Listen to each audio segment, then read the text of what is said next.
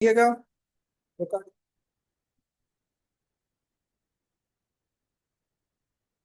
आज हम जो चैप्टर शुरू करने वाले हैं वो है माइक्रोबायोलॉजी।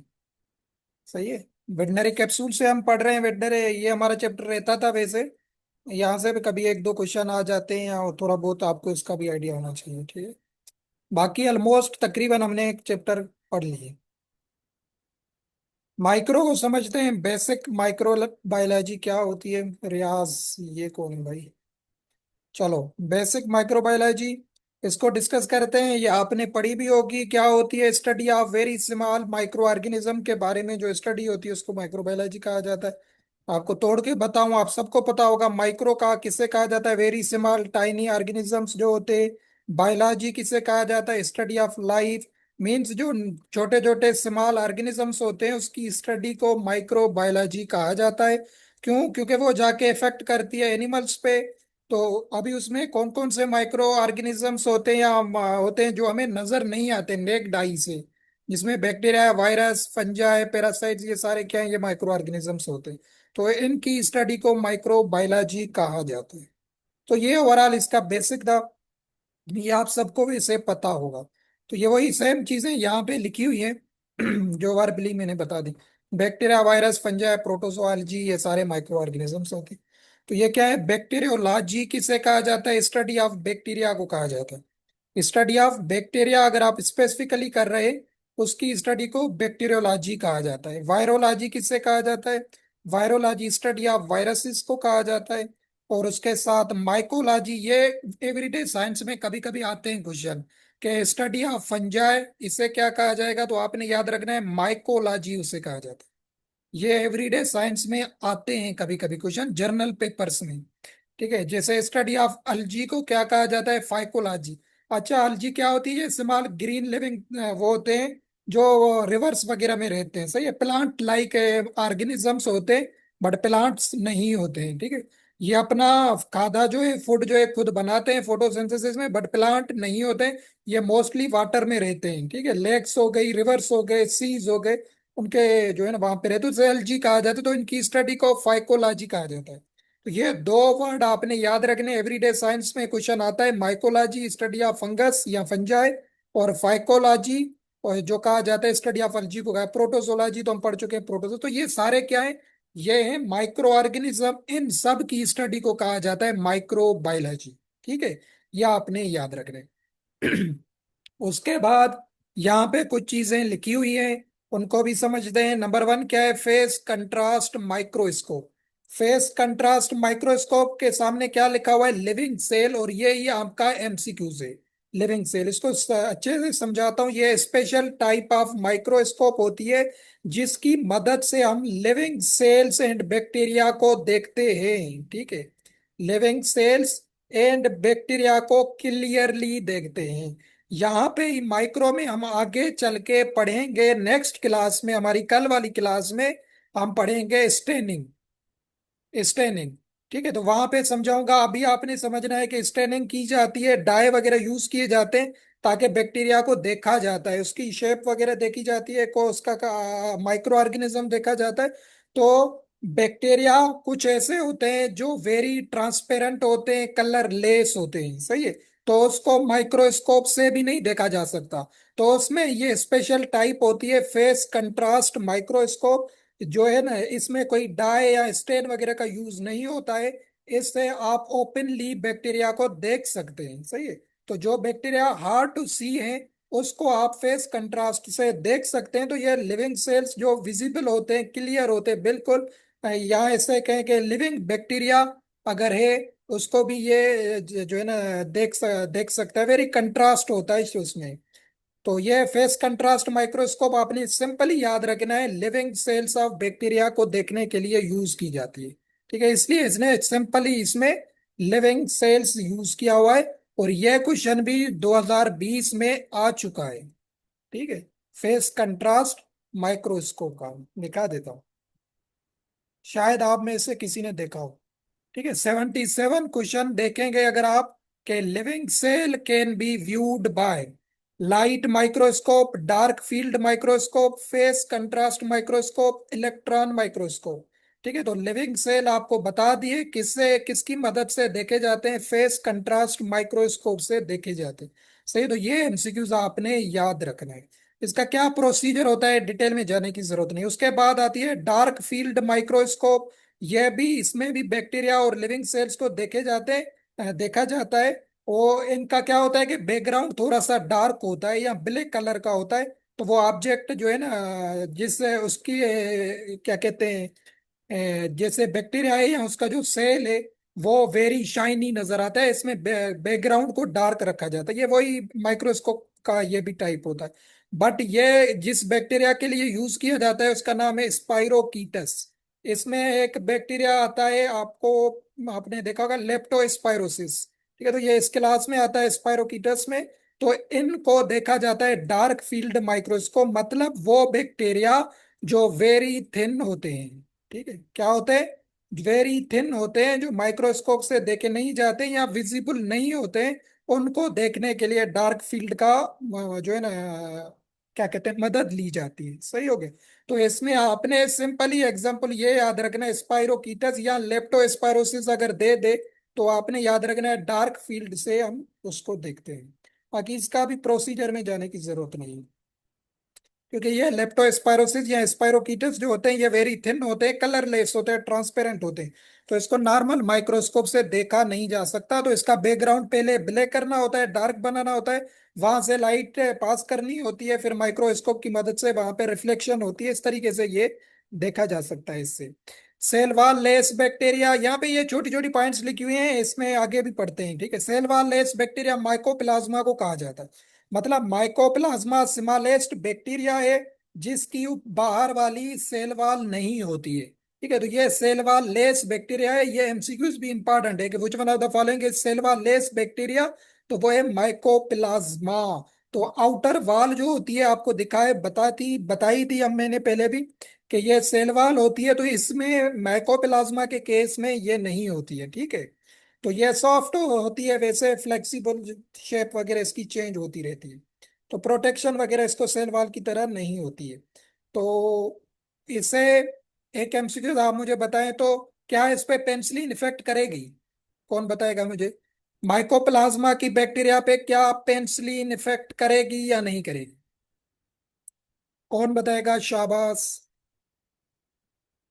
अगर आपका कंसेप्ट क्लियर है तो आपको समझ आ गई होगी बात कि मैं क्या कह रहा हूँ। नो, क्यों नहीं करेगी भाई, कोई बता सकता है क्यों नहीं करेगी माइकोप्लाज्मा पे?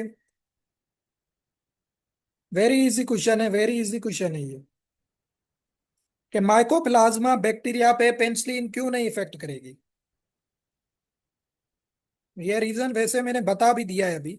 Penicillin inhibit cell walls, very good Abdullah, very good.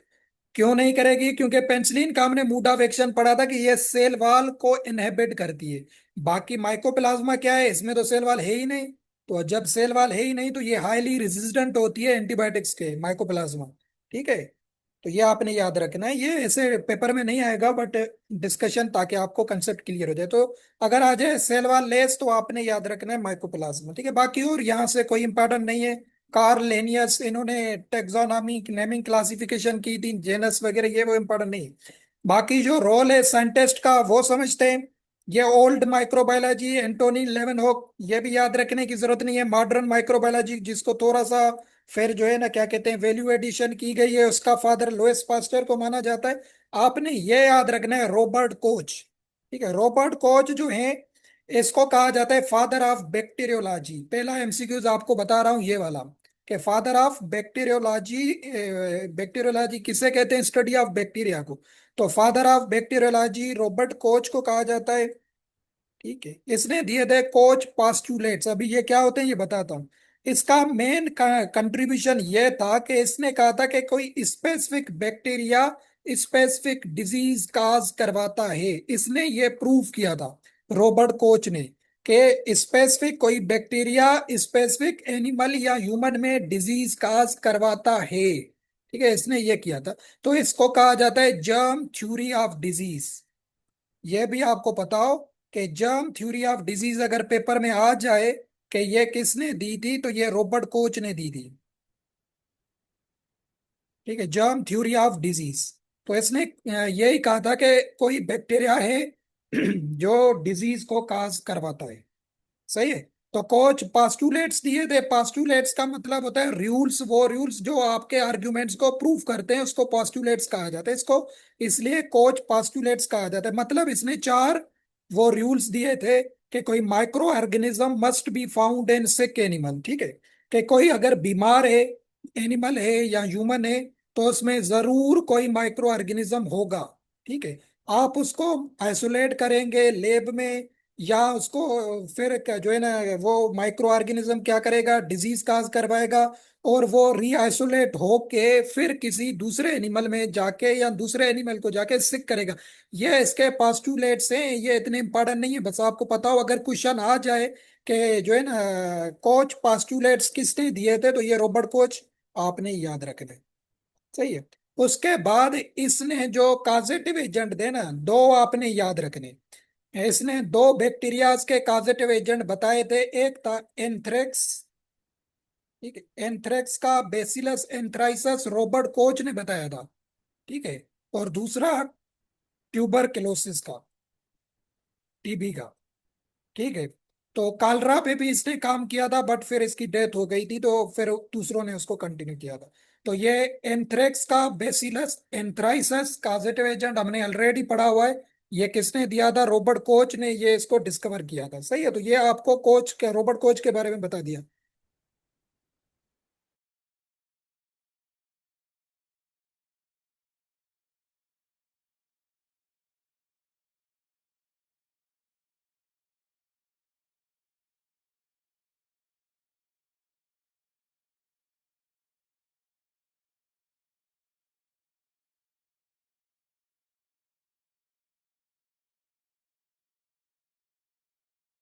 ठीक है भाई। तो ये भी शायद क्वेश्चन आया हुआ था, अभी देखा नहीं रहा हूँ क्योंकि फिर टाइम वो होगा, आप देख लीजिएगा, वरना पास्ट पेपर्स तो आपके पास होंगे। तो ये भी 2023 में आया था कि who discovered the causative agent of Bacillus anthracis, Robert Koch था। उसका साल भी पूछा गया था, बट ऑप्शन में एक लोइस पास्टर था, रॉबर्ट कोच था, ये वाले क्वेश्चन थे। ये 2023 का पहला पेपर जो कैंसिल हो गया था उसमें ये क्वेश्चन आया था कि एंथ्रेक्स का काजेटिव एजेंट किसने फाउंड किया था, तो रॉबर्ट कोच, ये यहाँ पे बताने का ये मकसद था। टीबी का भी इसने किया था। ठीक है, तो ये आपने याद रखना है। उसके बाद Edward Jenner smallpox vaccination, ये तो मैंने वहां पे एवरीडे साइंस में भी बताया था।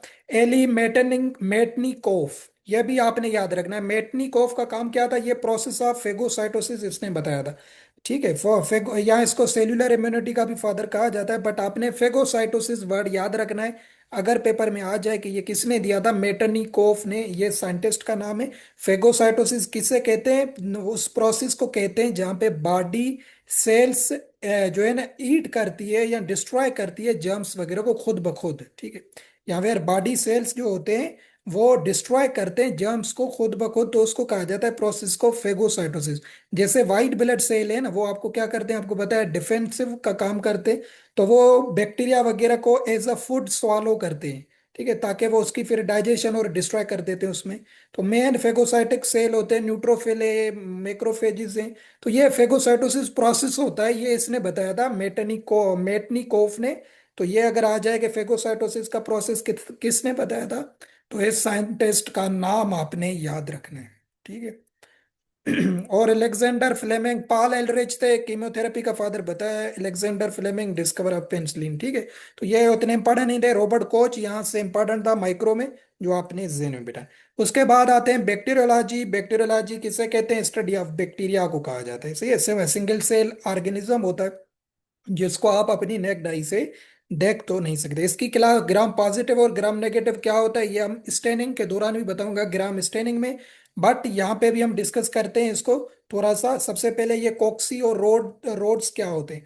ये बैक्टीरिया की होती है शेप, कॉक्सी कहा जाता है राउंड शेप को, बैक्टीरिया की राउंड शेप है ये। ठीक है, उसके नाम से राउंड शेप ऑफ बैक्टीरिया या बाल शेप ऑफ बैक्टीरिया हो, ऐसे राउंड फॉर्म में जो बैक्टीरिया होते हैं उसको कॉक्सी कहा जाता है। और जो रॉड शेप होती है बैक्टीरिया, वो ट्यूब शेप होती है इस तरीके से।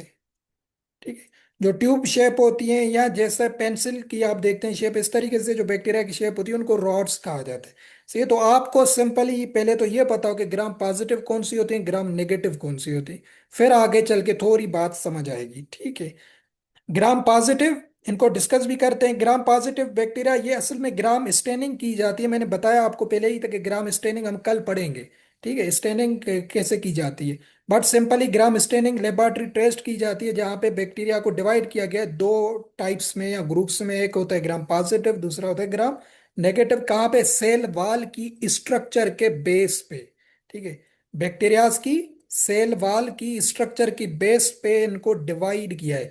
तो ग्राम पॉजिटिव जो होता है उसका जो सेल वॉल होती है, आपको पहले भी बताया है, ग्राम पॉजिटिव की होती है पेप्टिडो ग्लाइकोन की। ठीक है, पेप्टिडो ग्लाइकोन की लेयर होती है, और इसमें पर्पल कलर आता है स्टेनिंग के दौरान। ये हम कल पढ़ेंगे, आपने सिंपली सिर्फ याद रखें कि पेप्टिडो ग्लाइकोन की इसकी सेल वॉल होती है। ठीक है, तो ये क्या होता है, पर्पल कलर अंडर माइक्रोस्कोप नजर आती है, तो उसको पहचाना जाता है कि ये ग्राम पॉजिटिव है। ठीक है, और जो ग्राम नेगेटिव होती है, ये पर्पल कलर को रिटेन नहीं कर पाती, ये पिंक या रेड कलर में आती है। ठीक है, पिंक या रेड कलर पे इसकी शेप आती है। और जो है ना, क्या कहते हैं, आउटर मेम्ब्रेन भी यहाँ पे प्रेजेंट होती है, बट मोस्टली यहाँ पे लाइपोपोलीसेक्राइड की सेल वॉल मिली पाई जाती है। कौन सी? लाइपोपोलीसेक्राइड्स की शेप पाई जाती है।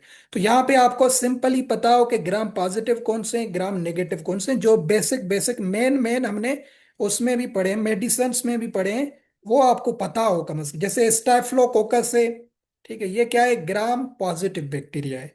स्ट्रेप्टोकोकस है, ये भी पॉजिटिव है। बेसिलस, ये क्या है, ये बेसिलस के भी जितने भी टाइप्स आएंगे वो सारे किस में आते हैं, ग्राम पॉजिटिव में आते हैं। लिस्टेरिया है, ये हमने पढ़ा था, लिस्टेरिया मोनोसाइटोजेन, ये भी आता है ग्राम पॉजिटिव में। बाकी ये कभी नहीं पूछेगा कि ये कॉक्सी है शेप इनकी या रोड से, ये नहीं पूछेगा। एक्टिनोमाइकोसिस, ये भी हमने पढ़ा हुआ है। क्लोस्ट्रीडम, क्लोस्ट्रीडम टेटनी पढ़ा था, क्लोस्ट्रीडम बोटोलिनम पढ़ा था, क्लोस्ट्रीडम प्रेफरेंजिस पढ़ा था। इसके सारी स्पीशीज जितने भी हैं सारे ये क्या होते हैं, ये ग्राम पॉजिटिव होते हैं। तो ये यहाँ से तीन चार जो मैंने बताए, ये आपको फिंगर टिप्स पे पता हो कि ये ग्राम पॉजिटिव है या ग्राम ने। बाकी एरोबिक और एनएरोबिक आपने फर्स्ट ईयर में भी पढ़ा होगा। वो बैक्टीरिया जिनको ऑक्सीजन की जरूरत पड़ती है उनको एरोबिक कहा जाता है सर्वाइवल के लिए, और जिनको ऑक्सीजन की नीड नहीं पड़ती उनको एनएरोबिक कहा जाता है। तो इसको बताने की जरूरत नहीं है। स्टेफलोकोकस आपको पता हो, ये इस दफा 2025 में आया था क्वेश्चन स्टेफलोकोकस से। ये कहाँ स्टेनिंग से आया था वो हम कल पढ़ेंगे। स्ट्रेप्टोकोकस, ये भी ग्राम पॉजिटिव होता है। बेसिलस, अगर बेसिलस एंथ्राइसिस है तो ये भी इसका एक ग्राम पॉजिटिव है। लिस्टीरिया मोनोसाइटोजेन, कोई भी लिस्टीरिया की स्पेशी है, ग्राम पॉजिटिव है। एक्टिनोमाइकोसिस, क्लोस्ट्रीडम, ये सारे क्या होते हैं, ये होते हैं ग्राम पॉजिटिव, ये आपने याद रखना है। फिर आते हैं ग्राम नेगेटिव में। ग्राम नेगेटिव में यहाँ से इतने इंपॉर्टेंट नहीं है, बट जो बता रहा हूँ वो आपने जरूर याद रखने। इकोलाई, ये आपका ग्राम नेगेटिव में आता है। ये क्यों बता रहा हूँ, क्योंकि स्टेनिंग में हम पढ़ेंगे कि भाई फिलहाल स्टेनिंग जो है ये किसके लिए यूज की जाती है।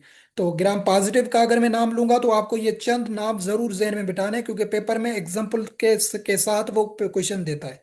अगर इकोलाई पूछ ले तो आपको पहले तो क्लियर हो कि ये ग्राम नेगेटिव है। साल्मोनीला हो गया, क्योंकि ये भी हमने स्टडी में यूज किया है। सीडोमोनास, और उसके साथ ब्रोसीला, ये भी आपने याद रखना है, ये भी किस में आता है, ब्रोसीला ग्राम नेगेटिव में आता है। ठीक है, तो ये भी आपको बताओ। उसके बाद एसिड फास्ट स्टेनिंग भी होती है एक, ये जो है ना, इसमें माइकोबैक्टीरिया ट्यूबरकुलोसिस की बात होती है, इसकी अलग से हम पढ़ेंगे भी सही। स्टेनिंग में एसिड फास्ट स्टेनिंग भी यूज की जाती है, या जील नेल्सन स्टेन भी इसको कहा जाता है, ये भी बताऊंगा। ठीक है, फिर सिंपल ही आपने याद रखना है, जो टीबी वाला है वो एसिड फास्ट होता है, मतलब वो बैक्टीरिया किसी नॉर्मल स्टेनिंग में नहीं आता है, वैक्सी होता है, वेरी वेरी वैक्सी होता है। तो आप उसको स्टेनिंग करेंगे, वॉश करेंगे, फिर भी वहां से वो रिमूव नहीं होता है, तो इसलिए इसको एसिड फास्ट बैक्टीरिया कहा जाता है। तो वो माइकोबैक्टीरिया होता है इसमें।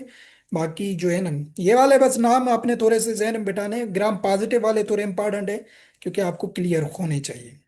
ठीक है, यहाँ पे लिखा है फादर ऑफ बैक्टीरियोलॉजी 11 ओक, ये आपने नहीं करना है। जो मैंने बताया हुआ रॉबर्ट को, जो है ना रॉबर्ट कोच, वो है फादर ऑफ बैक्टीरियोलॉजी। ये ऊपर आपने लिखा था 11 ओक, जो है ना, ये ओल्ड माइक्रोबायोलॉजी के फादर हैं। सही है, इसने कोई कॉजेटिव एजेंट वगैरह बैक्टीरिया के नहीं बताए थे। ये माइक्रोबायोलॉजी के फादर है।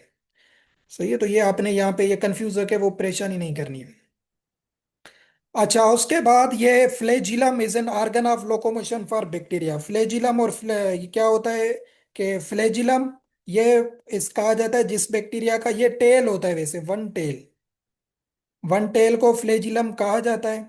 फ्लेजिला जो होता है ये सिंगुलर है, फ्लेजिलम क्या है, सिंगुलर है। ठीक है। और इसका प्लूरल होता है फ्लेजिला। फ्लेजिला कहा जाता है मेनी टेल्स को। ठीक है, क्या कहते हैं, मेनी टेल्स को। तो ये क्या होता है फ्लेजिलम या फ्लेजिला, ये हेयर लाइक स्ट्रक्चर होती है जो बैक्टीरिया की टेल पे मौजूद होती है, जो उसको मूवमेंट कराने में, लोकोमोशन कराने में मदद देती है। ठीक है, उसे फ्लेजिलम कहा जाता है या फ्लेजिला कहा जाता है। ठीक है, तो एक बैक्टीरिया उसके पास एक या एक से ज्यादा भी फ्लेजिला मौजूद होता है।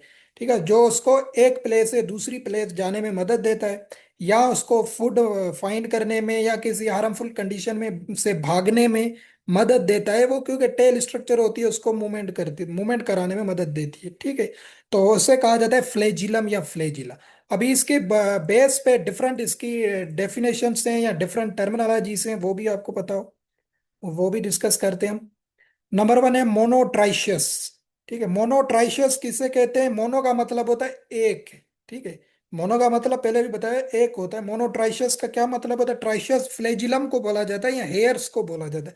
मतलब वो बैक्टीरिया जिनके पास सिर्फ एक ही टेल हो। ठीक है, एक ही सिंपल वर्ड में बता रहा हूँ, एक ही टेल हो या फ्लेजिलम हो, तो उसे मोनोट्राइशियस कहा जाता है। ठीक है, विब्रो का कालरा वगैरह इसका एग्जाम्पल है, एग्जाम्पल भी बता देता हूँ ताकि आपको क्लियर हो। विब्रो, ये बैक्टीरिया है, इसमें सिर्फ एक ही टेल होता है या फ्लेजिलम होता है, उसको कहा जाता है मोनोट्राइशियस। फिर आता है लोफोट्राइशियस। लोफोट्राइशियस किसे कहते हैं, कि वो बैक्टीरिया जिसकी एक साइड पे बंच ऑफ फ्लेजिला मौजूद हो, बंच झुंड को कहा जाता है या किसी क्लस्टर को कहा जाता है, या टफ्ट उसको कहा जाता है। तो एक बंच के फॉर्म में फ्लेजिला मौजूद हो, बट वो एक साइड पे हो। ठीक है, कहाँ पे हो, किसी एक साइड पे हो, वन साइड पे। ठीक है, तो उसको उसको कहा जाता है lophotrichous, having tuft of flagella at one end. ठीक है, वन एंड एक साइड पे मौजूद हो। दूसरा आता है amphitrichous. Amphitrichous having flagella at both ends, मतलब दोनों साइड्स में बराबर के टफ्ट ऑफ बैक्टीरिया हो, या जो है ना बंच ऑफ क्या कहते, सॉरी, फ्लैजिला मौजूद हो, टेल्स हो, दोनों, या दोनों पोल्स पे, तो उनको कहा जाता है एम्फीट्राइशियस। ठीक हो गया, तो ये आपने याद रखना। दूसरा आता है पेरीट्रेशियस। पेरीट्रेशियस फिर किसे कहते हैं, वो बैक्टीरिया जिसमें all around the body surface flagella मौजूद हो। ठीक है, यहाँ ये टेल्स मौजूद हो, having flagella all around the surface, तो उसको कहा जाता है पेरीट्रेशियस। तो ये एग्जांपल में डेफिनेशन वैसे आ सकती है, कभी आई नहीं है, बट आ सकती है कि having flagella at all around the surface of bacteria is called, तो आपको पता हो उसे कहा जाता है पेरीट्रेशियस कहा जाता है। सही है, पेरिट्रेशियस में all around the surface bacteria पे ये फ्लैजिलम या टेल्स मौजूद होते हैं। इसका एग्जांपल इकोलाई में होता है ये। ठीक है, इकोलाई भी पेरिट्रेशियस होता है। ठीक है भाई, इसके एग्जांपल वगैरह तो वो नहीं पूछेगा। ठीक है, the major component of cell wall of Gram positive bacteria, यहाँ पे कुछ फिर एडवांस पॉइंट्स लिखी हुई हैं, ये मैंने पहले भी बताई हुई है। पेप्टिडो ग्लाइकोन की बनी हुई थी 80 to 90%। ठीक है, म्योरिन भी इसे कहा जाता है, वेरी थिक होता है। ठीक है, जिसमें शुगर हो गया, पेप्टाइड्स वगैरह या प्रोटीन्स हो गए, तो इनसे वो बनी हुई थी। ये स्ट्रॉन्ग प्रोटेक्टिव लेयर होता है जो ग्राम नेगेटिव में फिर नहीं हो, सॉरी, क्या कहते हैं, माइकोप्लाज्मा में नहीं होता है, जो हम डिस्कस कर रहे थे पहले भी। ठीक है, तो ये रिजिड शेप होती है, इसमें फिर टिकोइक एसिड भी होता है, ये हम फिर हम पढ़ेंगे ग्राम पॉजिटिव नेगेटिव, यहाँ क्लास में इसी बुक में इसकी क्लासिफिकेशन है, तो वहां पे बताना फिर इजी होगा कि इनको समझना।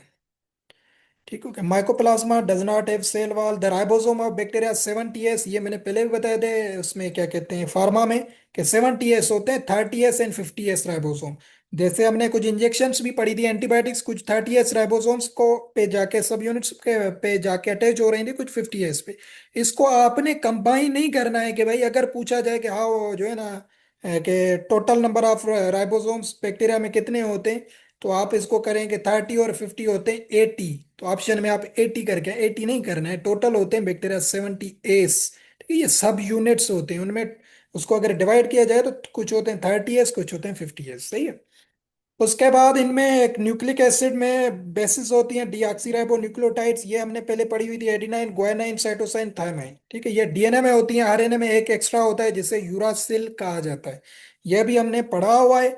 ये आपको बताने की फिर जरूरत नहीं है कि एडिनाइन किसके साथ पेयर करता है, साइटोसाइन किसके साथ करता है, या गुआनाइन किसके साथ करता है। ठीक है, तो ये आपने याद रखना है, एमसीक्यू से। ये एक nucleotides of DNA are linked by 3,5 phosphodiester bond, ये डायरेक्ट एमसीक्यू से आपको पेपर में ऐसी फॉर्म में डायरेक्ट मिल सकता है कि जो ये न्यूक्लियोटाइड्स होते हैं, न्यूक्लियोटाइड्स क्या है, किसे कहते हैं, ये बेसिक यूनिट्स होते हैं डीएनए के, जिसमें शुगर आ गया, जिसे डीऑक्सीराइबोज डीएनए में होता है। ठीक है, और उसके साथ फास्फेट ग्रुप होता है, ये केमिकल स्ट्रक्चर है। यहाँ ये नाइट्रोजीनियस बेसिस हैं, एडिनाइन, गुआनाइन, साइटोसाइन, थायमाइन, इन सब को मिला के न्यूक्लियोटाइड्स कहा जाता है। तो ये डीएनए का किस फॉर्म में लिंक्ड होता है, इसकी ये क्या कहते हैं, बॉन्ड है 3,5 फास्फोडाइस्टर बॉन्ड। अगर पूछा जाए कि the nucleotides of DNA are linked by dash dash bond 3,5 phospho, 5 3 नहीं करना है। ठीक है, ये क्या है कि 3 कार्बन होते हैं और 5 जो है फास्फेट ग्रुप होता है। ठीक है, तो फिर ये एक न्यूक्लियोटाइड 3 का आता है कार्बन का, एक न्यूक्लियोटाइड 5 फास्फेट का आता है, वो आपस में बांड करते हैं। ये केमिस्ट्री है, उसमें जाने की जरूरत नहीं है। सिंपल ही आपने याद रखना है, अगर एमसीक्यूज आ जाए 3,5 फास्फोडाइस्टर बांड के थ्रू ये कनेक्टेड होते हैं। ठीक है, तो फर्स्ट आते हैं ये कार्बन के 3 फर्स्ट न्यूक्लियोटाइड, वो ज्वाइन करते हैं 5 फास्फेट को, सेकंड न्यूक्लियोटाइड को, तो एक बांड बन जाती है, न्यूक्लियोटाइड्स के आपस में मिल जाते हैं। ठीक है, लॉन्ग चेन बन जाती है। सिंपली वही बात होगी। RNA guard purine bases adenine, guanine and pyrimidine में साइटोसाइन और यूरासिल उनका ज्यादा होता है थायामीन की जगह पे आरएनए में। सही हो गया, तो ये भी ऑलरेडी हमने डिस्कस किया हुआ है। DNA is used to code for the synthesis of RNA is called transcription. Transcription किसे कहते हैं, वो process in which DNA is used to make RNA, मतलब डीएनए को एज अ कॉपी यूज किया जाए आरएनए बनाने में। मतलब डीएनए मास्टर कॉपी है, इंस्ट्रक्टर है, जिससे आरएनए वर्किंग कॉपी बनाई जाती है, जिसको कहा जाता है ट्रांसक्रिप्शन। यहां से एक एंजाइम आपको बताया था, reverse transcriptase enzyme. I hope कि क्लियर होना चाहिए अभी। रिवर्स ट्रांसक्रिप्टेज एंजाइम, ये एमसीक्यूज वीओ में पोल्ट्री में आ चुका था कि रिवर्स ट्रांसक्रिप्टेज एंजाइम की डेफिनेशन क्या है, कि उसमें फिर क्योंकि यहाँ पे ट्रांसक्रिप्शन है ना, ट्रांसक्रिप्शन में हम क्या करें, डीएनए को जो है ना यूज कर रहे हैं कॉपी एज आरएनए बनाने में। तो रिवर्स में हमने पढ़ा था कि आरएनए को यूज किया जाता है डीएनए बनाने में। ठीक है, ये इसका उलट होता है, रिवर्स होता है, इसलिए इसको रिवर्स ट्रांसक्रिप्टेज एंजाइम कहा जाता है। और यही एमसीक्यूज 2023 में पोल्ट्री के पेपर में वीओ में आया था, कि जो है ना कि जब आरएनए को यूज किया जाए for the synthesis of DNA, तो उसको कहा जाता है रिवर्स ट्रांसक्रिप्टेज। और ट्रांसक्रिप्टेज या ट्रांसक्रिप्शन किसे कहा जाता है, जहां पे डीएनए को यूज किया जाता है टू मेक आरएनए। ठीक है, तो ये दोनों चीजें आपने क्लियर रखनी है, इसलिए यहाँ पे बता। फिर लास्ट हम करते हैं, आज 7 मिनट बते हैं ग्रोथ ऑफ बैक्टीरिया। जल्दी जल्दी मैं बताता हूँ यहाँ से, ग्रोथ ऑफ बैक्टीरिया क्या होता है, कि ग्रोथ का मतलब क्या होता है, increase in number of bacteria. ठीक है, कि बैक्टीरिया के नंबर्स को इंक्रीज करना, 2 4 6 8 16 32, इस तरीके से ग्रोथ हो जाएगी, तो उनकी मल्टीप्लिकेशन इंक्रीज होगी, तो उसके नंबर भी इंक्रीज होंगे। तो इनके डिफरेंट मेथड्स होते हैं जिससे बैक्टीरिया को, या फेजेस होते हैं, ग्रोथ करवाया जाता है। नंबर 1 है लेग फेज, दूसरा है एक्सपोटेंशियल फेज, तीसरा है स्टेशनरी फेज, चौथा है डेथ फेज। लेग फेज वो होता है इसमें कोई मल्टीप्लिकेशन नहीं होती है, नो एक्टिविटी। बैक्टीरिया क्या करता है, एडजस्ट करता है इन्वायरमेंट के साथ। नंबर 1 फेज ये है लेग फेज। कि इसमें आपने एक एमसीक्यूज ये याद रखना है कि यहाँ पे मल्टीप्लिकेशन नहीं होगी, मल्टीप्लाई बैक्टीरिया नहीं होगा, जस्ट एडजस्ट करेगा एनवायरनमेंट के साथ। या इसको प्रिपेयरिंग फेज भी कहा जाता है। दूसरा आता है एक्सपोटेंशियल फेज, इसको कहा जाता है लॉग फेज। ये नाम जरूर याद रखिएगा, लॉग फेज किसको कहा जाता है, इसको कहा जाता है एक्सपोटेंशियल को। कि ऑप्शन में वो एक्सपोटेंशियल दे दे तो आपने कंफ्यूज नहीं होना है कि भाई ये किसकी बात हो रही है, या लोग दे दे तो आपने कहेंगे भाई लोग किसकी बात हो रही है। तो ये एक ही फेस होता है, लोग फेस, या उसको एक्सपोटेंशियल फेस भी कहा जाता है। इसमें क्या होता है, बहुत ही ज्यादा मल्टीप्लीकेशन होती है बैक्टीरिया की, रेपिड मल्टीप्लीकेशन। अगर पूछा जाए एमसीक्यूज के किस फेस में रेपिड मल्टीप्लीकेशन ऑफ बैक्टीरिया होती है, तो लॉग फेस ऑप्शन में होगा या एक्सपोटेंशियल होगा। मैक्सिमम जितनी भी कर सकेगा ना बैक्टीरिया ग्रोथ इस फेस में करता है, फास्टेस्ट ग्रोथ होती है। During this phase there is a rapid increase in number of bacteria. ठीक है, तो ये फेस आपने जरूर याद रखना है, वेरी इंपॉर्टेंट है। फिर आता है स्टेशनरी फेस। स्टेशनरी का मतलब होता है रुकावट, ठीक है, रुक जाना, स्टॉप लग जाना। During this phase there is no increase in number of cells in bacteria, मतलब बैक्टीरिया यहाँ पे स्टॉप कर जाएगा ग्रोथ को, नंबर उनका स्टेबल रहेगा जो लॉग फेज में बन चुका है, यहाँ पे स्टॉप वो करेगा, ब्रेक करेगा सईदाबाद में जैसे चाय पीते हैं, ठीक है। तो स्टेशनरी फेज में क्या होगा, ब्रेक लग जाएगा। बैलेंसिंग फेज होगा, ऐसा नहीं है कि भाई जो उसने मल्टीप्लिकेशन या ग्रोथ हुई है वो रुक जाएगी या वो टूट जाएंगे, वो स्टेबल रहेंगे, आगे ग्रोथ नहीं होगी स्टेशनरी। लास्ट फेज आता है जिससे बैक्टीरिया गुजरता है, वो होता है death phase.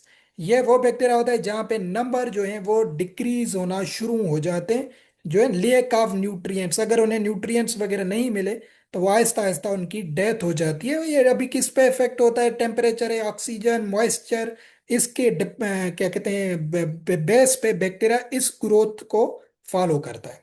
Lag phase exponential या log phase, stationary phase, last होता है डेथ फेज। ठीक है, तो बैक्टीरिया को 5 कैटेगरीज में क्लास किया गया है, तो आपको पता होगा साइक्रोफाइल, मीजो, थर्मो। साइक्रो का मतलब क्या होता है, वो बैक्टीरिया जो कोल्ड टेम्परेचर या कोल्ड टेम्परेचर लविंग हो, ठीक है, जो कोल्ड टेम्परेचर या कोल्ड प्लेसेस में जिंदा रह सकें, उनको साइक्रोफाइल बैक्टीरिया कहा जाता है। इसका टेम्परेचर भी याद रख लें, 0 से 20 डिग्री सेल्सियस तक ये बैक्टीरिया जिंदा रहते हैं। फिर आते हैं मीजो। मीजो का मतलब होता है बीच वाला, मिडिल, मीडियम, मॉडरेट, कोई भी आप नाम दे सकते हैं। मीजो से, एम से मतलब मॉडरेट और नॉर्मल टेम्परेचर पे बैक्टीरिया जो सरवाइव कर सके उसको मीजोफाइल बैक्टीरिया कहा जाता है। मतलब 20 डिग्री सेल्सियस से 45 डिग्री सेल्सियस तक ये बैक्टीरिया सरवाइव करेंगे, इनको कहा जाता है मीजोफाइल। ठीक है, फिर आता है थर्मो। थर्मो का होता है जो वेरी एडवांस टेम्परेचर या हाई टेम्परेचर हीट को कहा जाता है। वह बैक्टीरिया जो हीट लविंग हो या हॉट एनवायरनमेंट में भी सरवाइव कर सके, तो उनको कहा जाता है थर्मोफाइलिक बैक्टीरिया। मतलब इनका टेम्परेचर 45 डिग्री सेल्सियस से ज्यादा होगा, तो 60 के लगभग तक ये सरवाइव कर जाते हैं। ठीक है, तो ये आपने याद रखने हैं, ये तो वैसे आपको पता भी होगा। यहां से फिर पढ़ते हैं म्यूटेशन। म्यूटेशन यहां से जो जो इंपॉर्टेंट है वो बता रहा हूं। म्यूटेशन क्या कहता है, यानी सडन चेंज इन डीएनए या जेनेटिक मटेरियल को कहा जाता है, ये ऑलरेडी हम पढ़ चुके हैं। सही है, तो ये बताने की जरूरत नहीं है। तो फिर म्यूटेशन, ज्वाइंट जो gene mutation, chromosomal mutation, point mutation, यहाँ पे लिखा भी हुआ है। पॉइंट म्यूटेशन किसे कहते हैं, कि जिसमें एक सिंगल बेस जो है चेंज हो जाए। ठीक है, जैसे एडिनाइन ग्वानाइन है, तो ये एक पूरा बेस चेंज हो जाए, जैसे फिर साइटोसाइन थायमीन, तो यहाँ पे आ जाए एडिनाइन ग्वानाइन। ठीक है, और यहाँ पे साइटोसाइन फिर एडिनाइन आ जाए, तो ये एक बेस चेंज हो गया ना, यहाँ पे चेंजिंग हो गई, तो इसको कहा जाता है पॉइंट म्यूटेशन। सही है, सिंपली बताइए, सिंपली बताइए कि जो एक सिंगल बेस जब चेंज हो जाएगा उसको कहा जाता है point mutation. Mutation involving one और very few base pairs are referred as point mutation. ये वही बात कर रहा है, बट मैंने एग्जांपल देके समझा दिया आपको कि ये क्या होती है। ठीक है, सब्स्टिट्यूशन इसका बेस्ट एग्जांपल होता है। अगर पूछा जाए ना कि which one of the common example of point mutation, substitution. ये थोड़ा एडवांस करके बता रहा हूँ, ये पेपर में हो सकता है नहीं आए। सब्स्टिट्यूशन इसका टाइप होता है जिससे एक बेस दूसरे बेस में या रिप्लेस हो जाती है, उसको सब्स्टिट्यूशन कहा जाता है। ये पॉइंट म्यूटेशन का एग्जांपल होता है, टाइप होता है, सॉरी। तो ये पेपर में आ तो नहीं सकता, अगर आ जाए तो आपको पता होना चाहिए। ट्रांसडक्शन किससे कहा जाता है, transduction transfer of bacterial DNA, एक बैक्टीरिया से दूसरे बैक्टीरिया में ट्रांसफर होना थ्रो बैक्टीरियोफेज। ये वर्ड आपने याद रखना है। बैक्टीरियोफेज वैसे कैसे कहते हैं, वायरस को कहा जाता है। वो बैक्टीरिया जो है ना, कैरियर की तरह वायरस काम करता है, जहाँ पे जो है ना एक बैक्टीरिया क्या कहते हैं, बैक्टीरियल डीएनए एक बैक्टीरिया से दूसरे बैक्टीरिया में जाता है थ्रू वायरस, उसे कहा जाता है ट्रांसडक्शन। अगर डेफिनेशन याद ना हो, अगर उसके साथ बैक्टीरियोफेज लगा हुआ हो, तो ये ऑप्शन में मौजूद हो ट्रांसडक्शन, तो आपने याद रख। In which DNA is transferred from one cell through viruses that infect bacteria is called bacteriophage. तो बैक्टीरियोफेज क्या होता है, ये वायरस होती है जो वायरस एक्सीडेंटली टेक्स जो है ना सम बैक्टीरियल डीएनए, फिर किसी एक बैक्टीरियम को इफेक्ट करती है, फिर वहां से दूसरे बैक्टीरियम में जाती है। तो ये कैसे जा रहा है, जेनेटिक थ्रो, बैक्टीरियोफेज या किसी वायरस के थ्रू जा रहा है, तो इसके लिए जो है ना इसको ट्रांसडक्शन कहा जाता है। अगर डायरेक्ट कांटेक्ट के थ्रू ये डीएनए ट्रांसफर होता है तो उसको कॉन्जुगेशन कहा जाता है। लेस देन 1 मिनट है इसलिए बता रहा हूँ जल्दी जल्दी में, फिर यहाँ से कल इंशाल्लाह शुरू करेंगे। Transfer of genetic material from one bacterium to an another through direct contact, ये डेफिनेशन आ जाए तो आपने याद रखना है ट्रांसडक्शन नहीं होगा, कॉन्जुगेशन होगा। दोनों डेफिनेशन सेम है, सिर्फ फर्क है यहाँ पे बैक्टीरियोफेज ट्रांसडक्शन में यहाँ पे सेल टू सेल कांटेक्ट या डायरेक्ट कांटेक्ट का वर्ड आ जाए, फिर ट्रांसडक्शन नहीं होगा, कंजुगेशन होगा। ठीक है, तो वो बैक्टीरिया यहाँ पे स्टिक हो जाते हैं एक दूसरे से, वहां से जेनेटिक मटेरियल ट्रांसफर कर देते हैं एक जगह से दूसरी जगह। ये तो ये ट्रांसफॉर्मेशन होती है। तो लेस देन 1 मिनट आपने लिंक को दोबारा ज्वाइन करना है। कल से हम प्लाज्मिड से शुरू करेंगे और स्टेनिंग भी हम पढ़ेंगे कल। ठीक है, ये भी